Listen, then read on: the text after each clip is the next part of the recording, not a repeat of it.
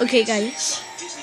I just got a Hoopa, a level 100, just for the GTS. I traded it for a Reshiram, level 50. That is just weird. And like, it's breathtaking. Because it is not even out yet.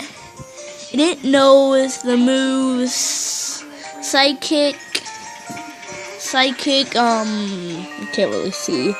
Psychic,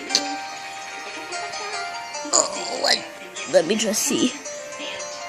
Psychic, whatever. But this thing is just amazing.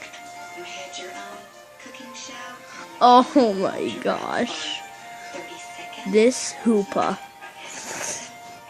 Better than my brother's. His is only like a 51. Oh my god. I am just so happy. This is awesome. I mean, seriously.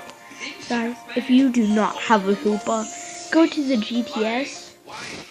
Go to, where you search up Pokemon. Go to what Pokemon, type in Hoopa. It's Hoopa.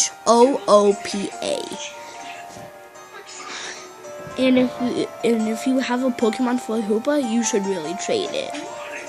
Hoopa is really cool. And by the way, if you get a Hoopa and you're wondering how to transform it, you go to any Pokemon.